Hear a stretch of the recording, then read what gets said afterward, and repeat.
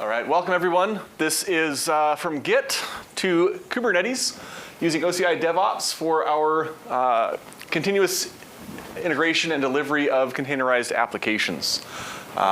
Getting later into the day, so hopefully folks had a little bit of coffee before they got here.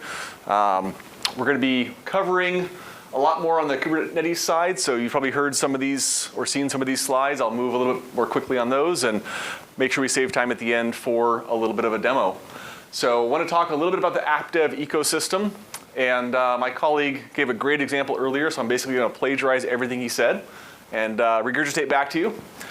And we're going to jump into the container engine for Kubernetes, talk about some of the feature functionality there. We'll talk a little bit more about DevOps than we do about OKE because we've been down that road a little bit today. And then I've got a demo for you. We're going to deploy a really high-tech, fancy application that prints hello world in Python. But we're going to do that through our CI/CD pipeline in a really fancy, exciting way. All right. So I'm going to go through this fairly quickly again because we did talk about the core infrastructure on which everything resides. We build on top of that with our application ecosystem. And again, personally, one of the reasons I actually came to work at Oracle was because of the open ecosystem. Lack of vendor lock-in, open source tools available, and basically access to the entire open source ecosystem. It makes it easier to integrate with the tools and services that we're using today. So whether you're working with Python, C#, PHP, .NET, Java, etc.,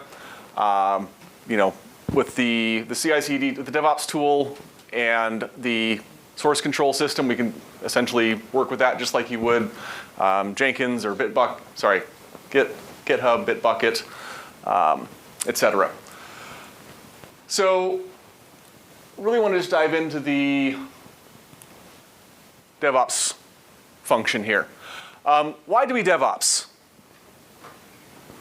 Because it's a cool buzzword and we like to say DevOps, right? I believe it was Martin Fowler, about going on 10 years now, 10 years ago, Martin Fowler kind of came up with the notion, and I'm sure he wasn't the only person, but the idea that when the developers and the operations team actually talk to each other, things work better. Things get done more effectively.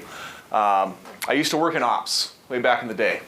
And the analogy we used to use is that you toss a head of lettuce over the wall. That's the developers. And it comes out a Caesar salad on the other side of the wall. That's the ops team. Well, that doesn't always work quite right.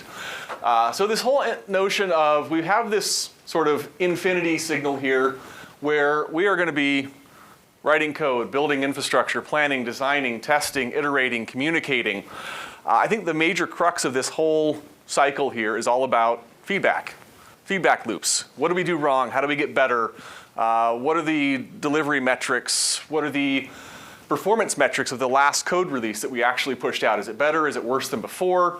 How do we incorporate that back into our code base and continue to deliver that in our product to our customers to provide a better experience?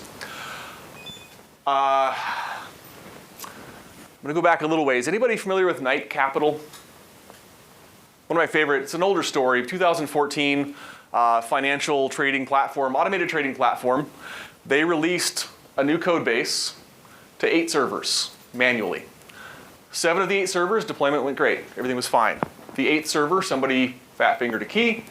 And in the first 3 minutes of market trading the next business day, they racked up $400 million in erroneous trades, and they were insolvent in 15 minutes. That's why we DevOps. We do it again and again, as consistently as possible, in any way, shape, or form that we can execute to mitigate the potential for human error. Now, do we have issues with DevOps? Sometimes we put the wrong config, sometimes we deploy the wrong code base, but the idea is we can fail fast, we can fail forward, we can fail back, and we do it in an automated fashion. So if we have to fail forward, we know it's going to fail forward the same way every time. If we have to fail back, we know we can revert back to the previous code base with a click of a button or an API call, and we're back up and running where we were before. All right, OKE. Raise your hand if you have not heard anything about OKE yet today. All right, guy in the back, fantastic. So OKE, sorry. Okay, so we all know by now it's a fully managed Kubernetes platform. It's based on the upstream releases Kubernetes releases about monthly or so. We usually tail on pretty quick to get the updates and the patches out into the platform as quickly as possible. We support current plus the last 3 releases.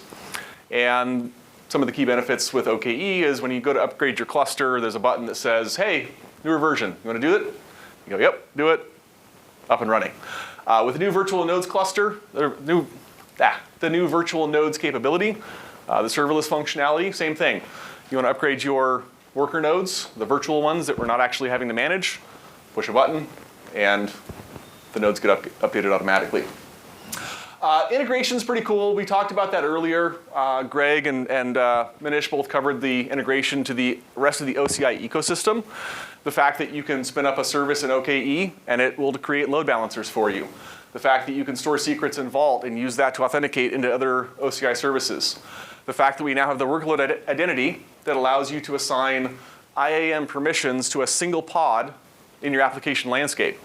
So now if I want to spin up an application component that manages my database, or feeds logs to a downstream logging application, or consumes logs from OCI logging that requires permissions, only that pod would then be granted the necessary permissions to interact with the other OCI services. So going along that least privileged access as much as possible.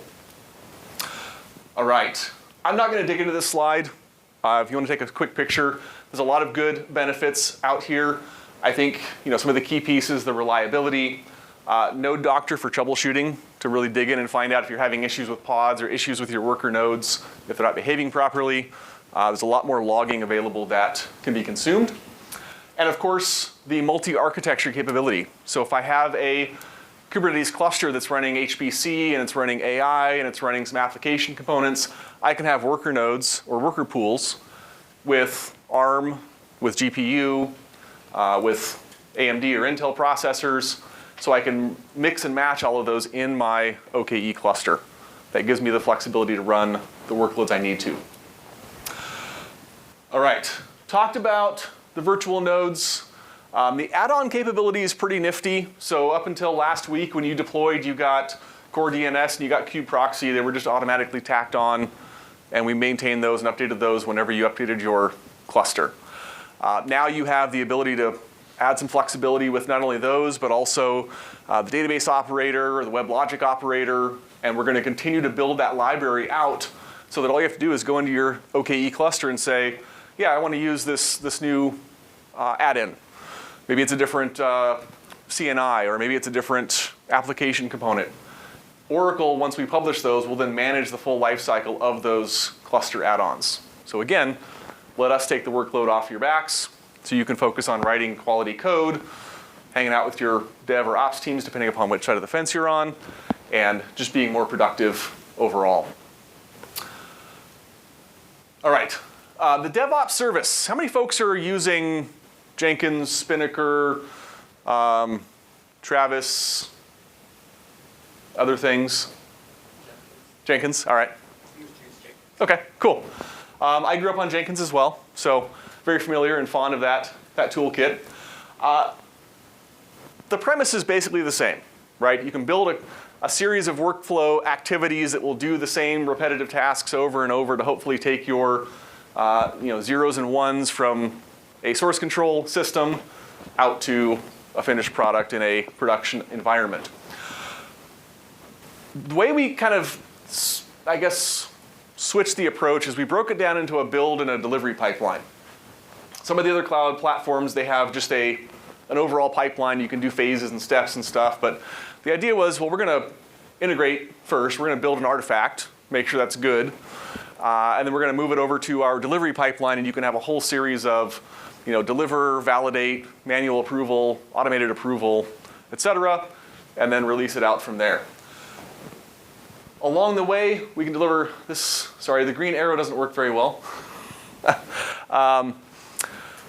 Let's see. So today we support OKE, compute, bare metal, and serverless functions. There's plans to add container instances as a deployment target here in the near future as well. Although we did also just release a shell stage for the DevOps service that allows you to basically do whatever you want. So that shell stage could call out to Jenkins. It could make an API call to deliver an artifact to a container instance. It could spin up a load testing application. So a lot of flexibility there on top of everything that's already built into the DevOps tool. Questions so far? Thoughts? Yeah, there was a question earlier from him. Okay. That answered my question I had Okay. before. Yes. Coming soon. All right. The premise here again was to create a sort of cloud native but also open ecosystem DevOps tool. It integrates completely with our platform. You can use Terraform to actually build all of your DevOps components. We have a lab on that. I'll share a link if anybody wants to give it a shot. But you can define all of your CI/CD pipeline components and stand it up automatically using infrastructure as code. It is based on identity and access management, so you have role-based access control inside of your DevOps pipeline.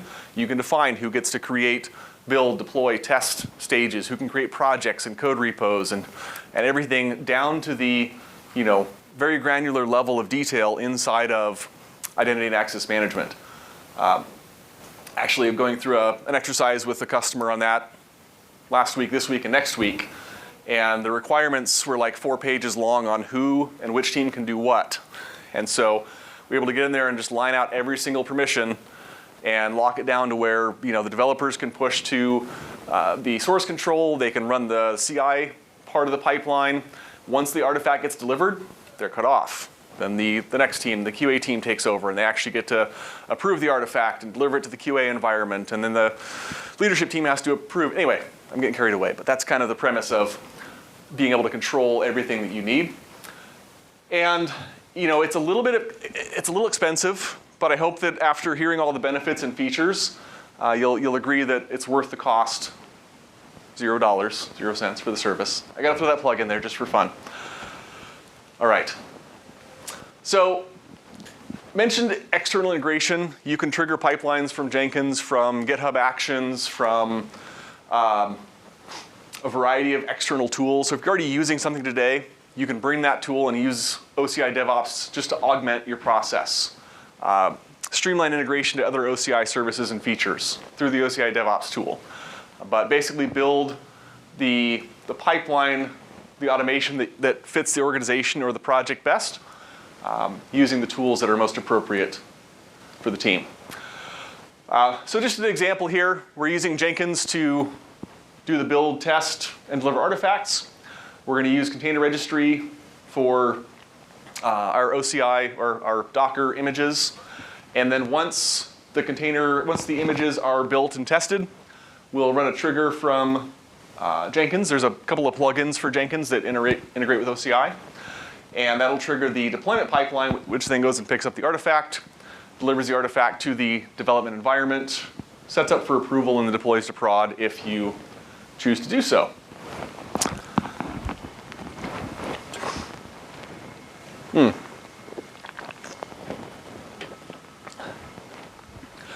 Not in the slide, but if you're using Jenkins and you're building larger applications where compilation takes 5, 10, 15, 20 minutes or longer, there's actually a plugin for Jenkins that'll spin up a compute instance and then deploy your build components to that. And once, if you're using Jenkins, once the build is done and that artifact has been pushed off to the appropriate artifact repository, we'll basically leave that instance up for, I think, up to an hour, and then Jenkins will automatically destroy it until the next build. So that's pretty much table stakes for cloud providers. I know the other folks have it too, but it is a nice feature, again, to be able to just set up, define the resource configuration, and then Jenkins plugs right into OCI and takes care of business for you. All right. A little. Yeah, there's one. I'm not sure if you touched upon it, but the artifact repositories, you can not only do Docker images, but you can also do other zip files or WAR files. So if you want to do the traditional deployments, like you want to deploy a WAR file into a Java application server, so that gets stored in the artifact registry. Right? Yeah, that's a great point. So the container registry is specifically for container Docker images. Artifact repository is like Artifactory, if you've used that before, or any other similar tool. You can push your WAR files, your application packages, executables, whatever it is you're going to be deploying. You can host those all in the artifact registry, and then when you go to deploy, the deployment phase or stage, because we can deploy to compute, bare metal, and VM, that will go out to the artifact repository. It will pick up whatever the payload is going to be for your target host, and then ship it off to the compute instances, the node pools, et cetera, on the compute side. But again, generally, if you're running OKE or functions, you're delivering a container image on that side. Good point. Thank you. Cool. Any questions? In that case, it's demo 30 before it's beer 30. So let's take a quick peek under the hood here.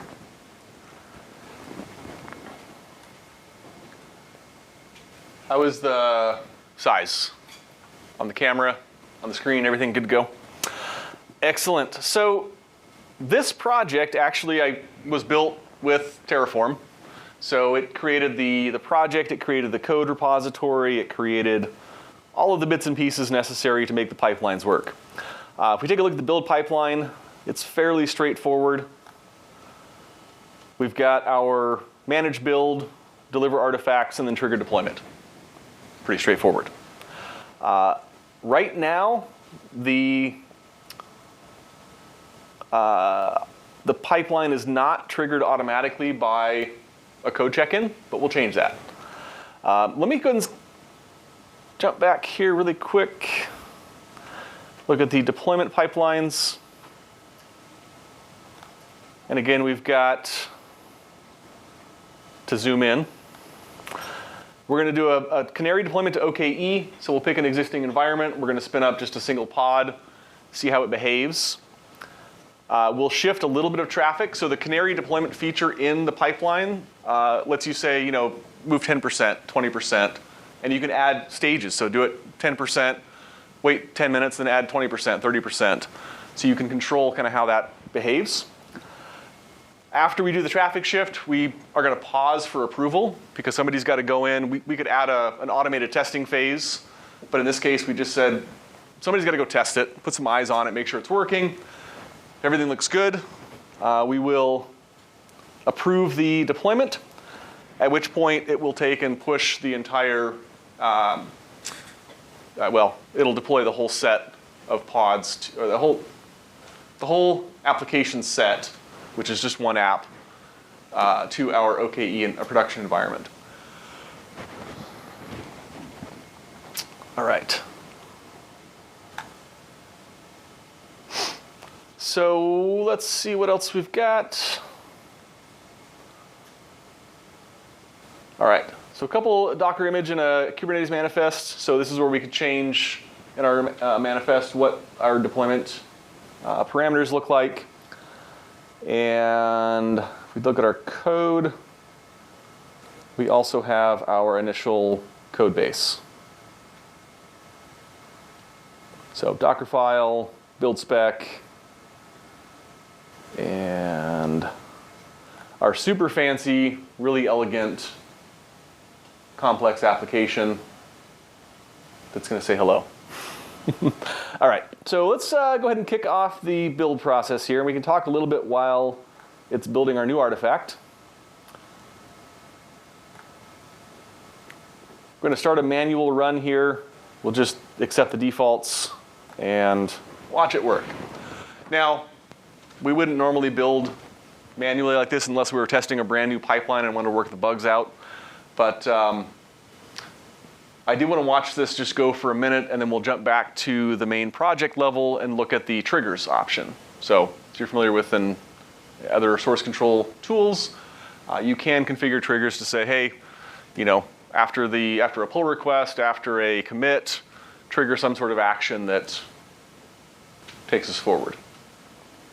So we get the build runner, provision the build runner. These are all things you define. So the build runner is basically, is it Node, is it Java, is it Python? Sorry, is it Node, is it Python, is it, what are you doing to construct your artifact? We're going to grab the latest source code, check the build spec file, and then go from there. Usually takes just a couple of minutes. So while that's running, I did want to run back to the project, go to our triggers. We'll create a simple build on commit. I'm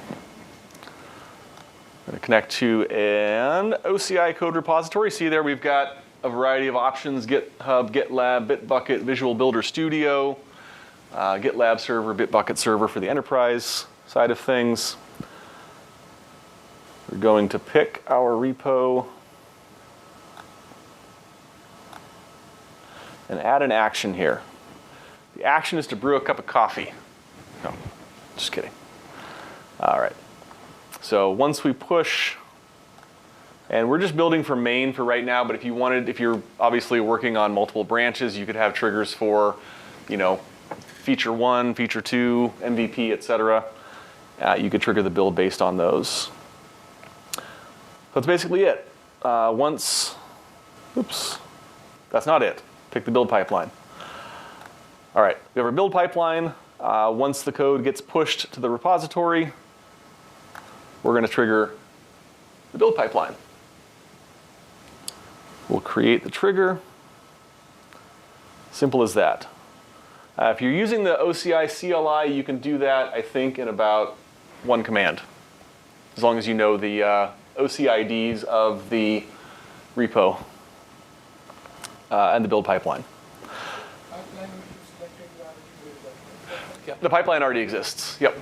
I'm just basically, so if I had multiple pipelines, because maybe I'm using a single DevOps project for a variety of application builds, I could have different triggers do different, kick off different pipelines or different actions. Yeah. Mm-hmm. For sure. Yep. Anything in particular you wanted to see?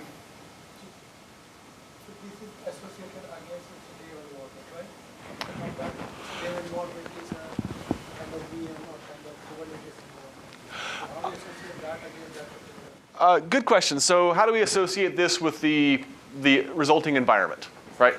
So the build is actually only delivering an artifact, and then it triggers the deployment pipeline. So let me circle back there in a slightly roundabout fashion. Our build is still running, so let's look at our deployment pipeline. And so when you configure the deployment activity,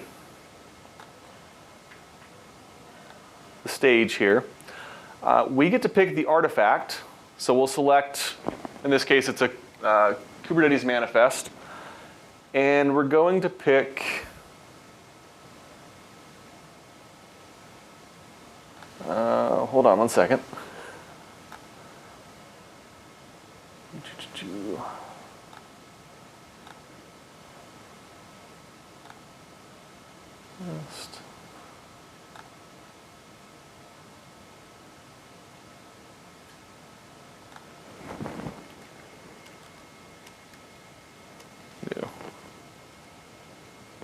Oh, whoops, sorry. Default, whoops.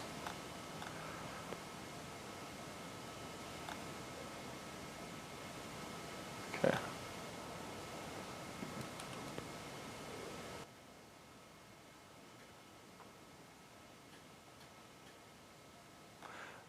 One second.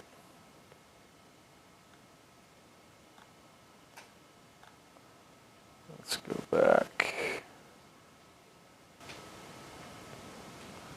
Do you recall? I think it's the manifest. Huh? Project view? Yeah. environments. That's where you define Thank the you. environments. So define your production server, Yep. your QA server, your test server, right? So you have an environment. So Yep. then you can select in the pipeline which environment you want to deploy as part of the deployment pipeline. Yep. I was expecting to see that in the deployment pipeline too. But yes, Anish is spot on. So basically define your environments, then you link the deployment task to the environment. Okay. Let's see, build. Let's look at our build history here. Still going. So we are currently working on delivering the artifact. Yeah, it's creating that Docker file. Yeah. Oh, complete deliver stage. Now it's deploying. Deployed OKE. Okay. So that basically kicks off the deploy pipeline. So now we can go back over to the deployments. And we should see that deployment running. 3 minutes for hello world. So it basically is, it's a polling operation. So there's the runners are sitting there looking for work to do, and so it does take a few extra minutes to kind of get those things going. That's a good question. So Yeah. the other thing is, when you do any builds, so let's say you're building a Python application or a Java application, it needs to create a build runner environment, right? A virtual machine or some compute environment where it will run the build. So the first time when you do a build run, it has to set up a build environment for you, create all the dependencies, spin up that compute environment before it actually does the build. Okay. But once you have had a build environment, the next time you do a build, it's much faster. Okay. So the first time when you do it, it does take a couple of minutes extra, but subsequent rebuilds and redeployments, they'll take much lesser time. Yep. Thanks. Yeah.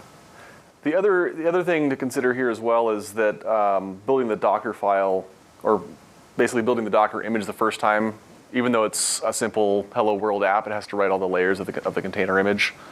So next time we do the actual Docker build of the image, it should just be, all the other layers exist. Let's just add the new layer to the image. Yeah. All right. Nice thing too is you can see, which step the build runner, like Manish said, does take a couple minutes the first time to get that up and running. The artifact delivery, which is the Docker build and the Docker push, and then the trigger the deployment phase stage took 11 seconds. And you've got all the log files to parse through too, so you can see if things are taking longer than expected. You know where to look and point the finger. All right. So our deploy stage is going here. All right, so the deployment succeeded. It's pushed the traffic off to our, a portion of traffic to our Canary instance, and now it's basically just waiting for approval. And you could basically construct an API call in an email and send it out, or you could have, give people access just to the approval capability here, but it does have to be rejected or approved before we move on. Is the only way to reject or approve, or is there a way to call API? It's API driven, yeah. So you could use the CLI, you could use any of the SDKs to make a direct API call. You can use a browser and do an HTTP post to the API endpoint. Absolutely, very flexible. Protected by some kind of authentication. Absolutely. So there's an IAM policy condition required because you're doing a post, a change of resource. So you have to have permissions to. There's permissions to view approvals, so I can go look at that stage and do nothing about it. And there's a different permission set to actually be able to click the approve or reject. Yeah. Yeah, you can go as granular as you want. Yeah. But yeah, you heard a story, Eli's story earlier. You probably don't want somebody pushing the wrong button into a production application which is doing some bank stock transactions or things like that. Right? Right. Oh, you brought it back up. I forgot to mention the code base that snuck into that 2014 release was a branch from 2005 that they just sort of pushed aside and forgotten about. That's what makes it even more interesting. All right, so deployment succeeded. It took, let's see, what do we have here? A couple minutes. Yeah, go ahead. So is there a way to audit it? Let's say if more than one person has access to that approval, and can I go back and see who? Yes. The audit logs will show who clicked that button. Yeah, Okay. absolutely. Yes, if you have enabled auditing, auditing is available for all OCI resources, all Yep. OCI services. So not only this, anything you do in OCI, Okay. you can So I enable. have to enable it explicitly. Yeah, I believe so, right? No, auditing is on by default. We audit every API call Sorry. by Yeah. default. Okay. I think you can increase the duration, the retention duration for a small fee, but auditing is automatically enabled for everything, every API call. Yep, for sure. So I know we're just about at time. Actually, maybe we're even a little over because the next session starts at 3. But one thing that just kind of occurred to me that I'm going to go home and play with this week is the notion that you could actually have a build stage that deploys a load or UAT environment or container. That pod would then have a workload identity based on the new functionality we just released last week. And you could auto approve if certain tests are passed by your automated testing tool that runs on OKE. Because you could assign permissions to that pod to approve or reject your deployment. So can we see the deployed application? Has it deployed? Yes, I didn't have that part set up. Okay, that's okay. But yeah, so we just need to go into, we can do it really quick.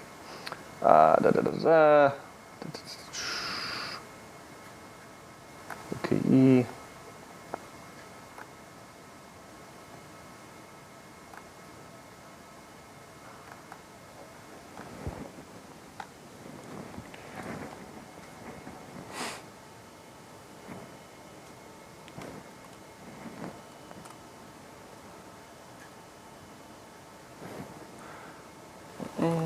Oops, no, wrong one.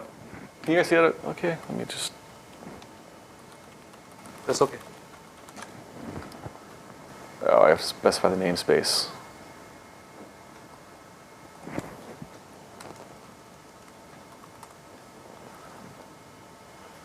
All right, so you can see here we've got our canary prod, canary stage. So we're deploying basically to different namespaces inside OKE. And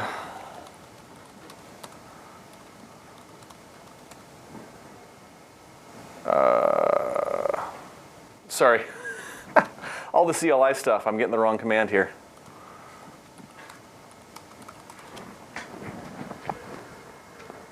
All right. 1 second.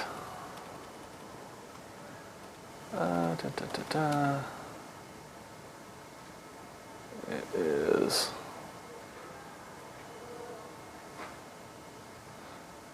Refresh my memory here really quick. Access validate. Here we go. All right. Yeah.